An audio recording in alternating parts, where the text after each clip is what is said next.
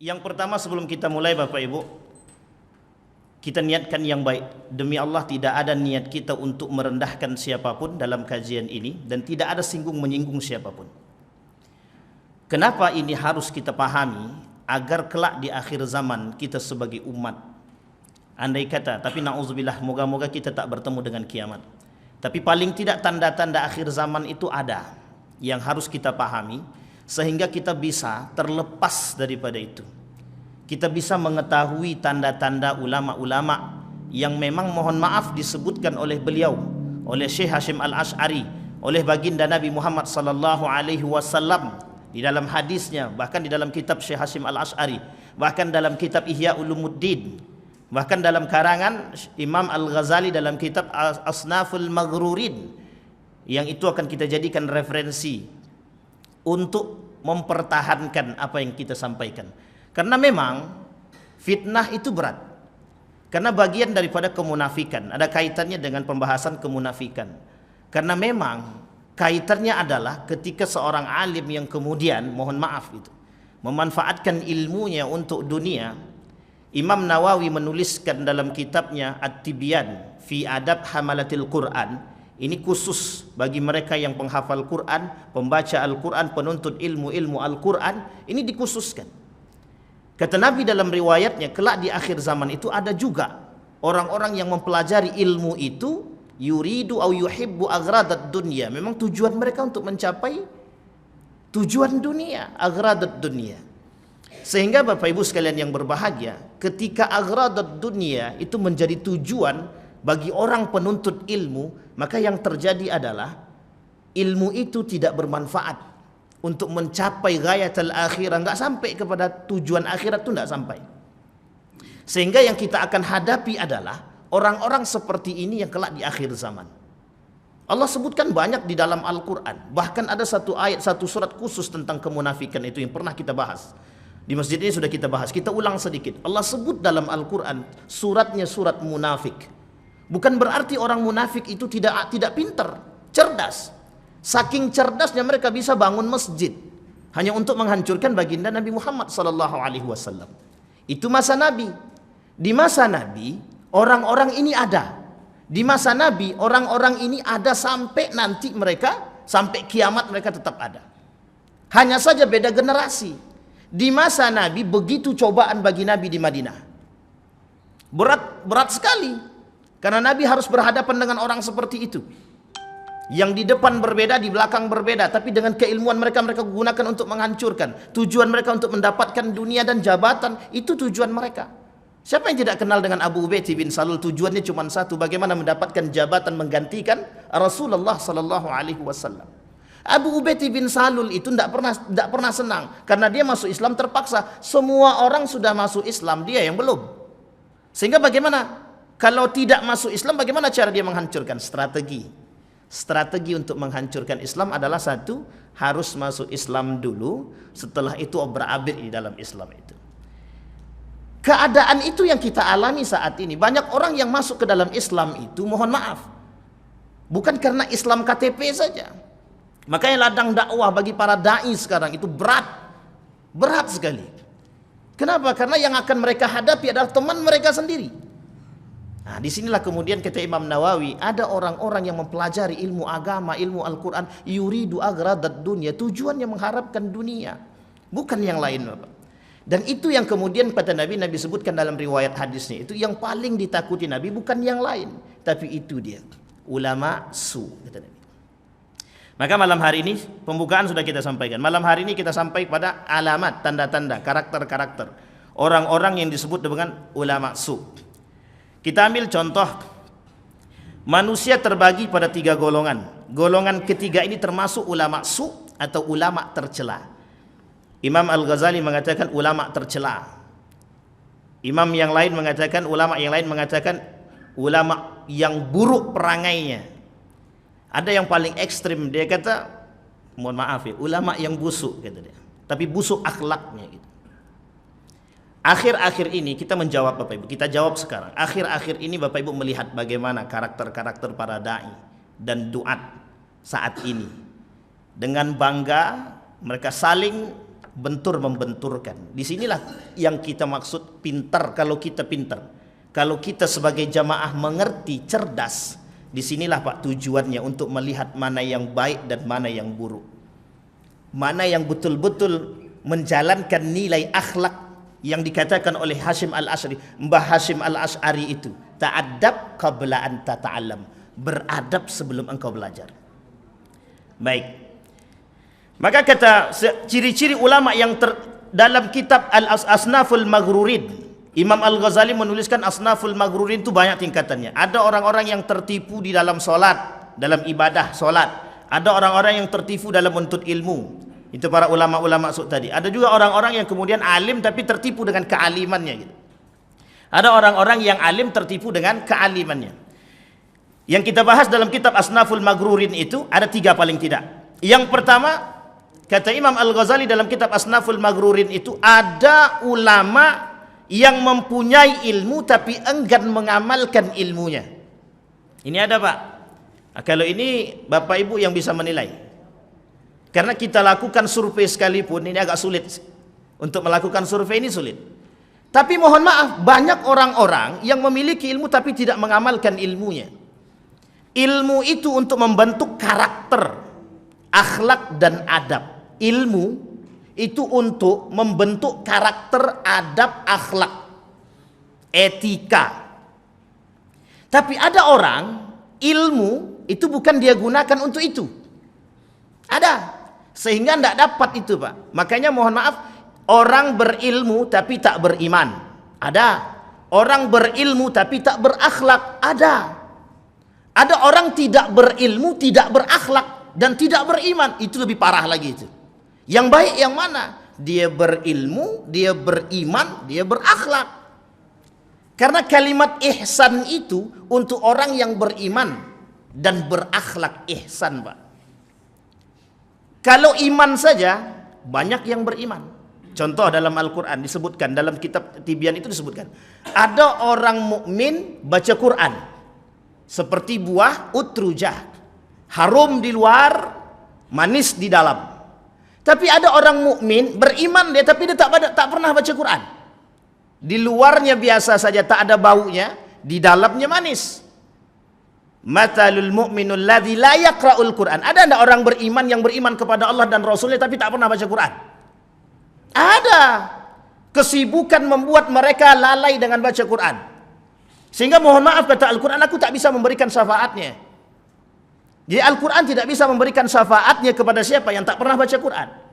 Bahkan Nabi sebutkan di dalam hadis Nabi itu, kata Nabi, syafaat itu diberikan kepada orang yang pernah membaca Al-Quran, yang lidahnya ini dibacakan. Tapi kalau lidahnya tidak pernah dibasahi untuk membaca Al-Quran, boro-boro Bapak Ibu, hari ini saya menyaksikan sendiri, mahasiswa itu tidak hafal Qul huwallahu ahad. Mahasiswa tidak hafal Qul huwallahu ahad. Tidak usah Qul huwallahu ahad. Inna a'tainakal kautsar, dia tak hafal. Dan saya menyaksikan itu sendiri hari ini Bapak Ibu. Bayangkan 20 tahun yang akan datang, ada yang kenal dengan Al-Quran? Generasi Pak.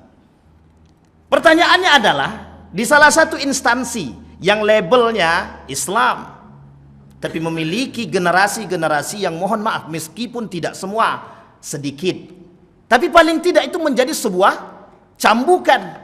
Mahasiswa tidak mengerti, bahkan tak hafal surat yang paling pendek di dalam Al-Quran. Inna a'tainakal kautsar, cuma 3 ayat, tidak hafal. Bahkan yang paling populer Qul huwallahu ahad, tidak juga hafal. Pertanyaannya adalah, di mana peran kita sebagai seorang yang mengerti agama? Berat Pak, berat. Bahkan survei yang kami katakan kemarin itu, ada satu survei yang mengatakan, dan itu hasil survei, dari sekian banyak orang yang beriman, orang yang Islam di Indonesia, itu yang sholatnya berjamaah, yang sholatnya di masjid 5 waktu berjamaah, tak lebih kurang dari 2%. Cuma 2% dari seluruh jumlah umat muslim yang ada di Indonesia. Jumlah umat muslim yang tidak bisa membaca Al-Quran di Indonesia dalam survei beliau, itu tak lebih daripada 5%. Pertanyaannya, yang 5% itu yang bisa baca Quran, sisanya kemana? Bayangkan Bapak Ibu. Andai kata orang-orang seperti, mohon maaf, yang seperti ini yang tidak mengerti, mereka akan mengikuti apa yang disampaikan oleh pimpinan. Mereka akan mengikuti apa yang disampaikan oleh guru mereka. Nah, ini kasus yang kemarin kita ketemu, yang kita dapatkan. Viral kan?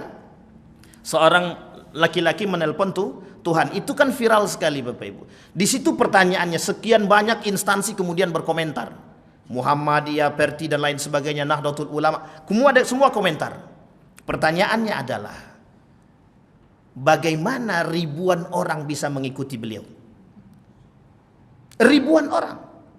Hanya karena telepon Tuhan dan sudah mengatakan dapat itu Pak. Sekarang yang salah mereka atau kita?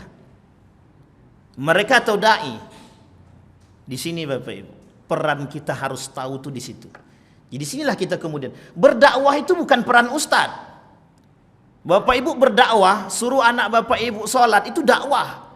Tidak mungkin ustadz semua Pak. Jumlah dai itu banyak memang, tapi tidak sebanyak jumlah Bapak Ibu. Maka dakwah itu diberatkan kepada siapa? Semua umat muslim wajib berdakwah. Yang paling rendah adalah dakwah kepada keluarga sendiri, anak dan lain sebagainya.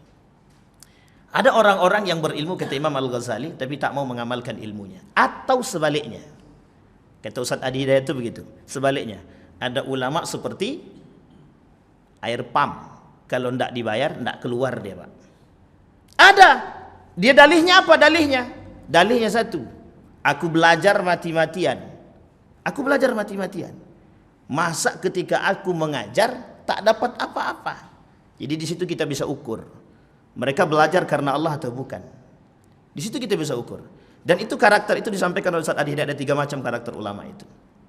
Ada orang yang kemudian kata beliau seperti air hujan, netes terus ilmunya. Tinggal tampung saja Pak. Kita tinggal nampung ilmu saja. Itu bagus.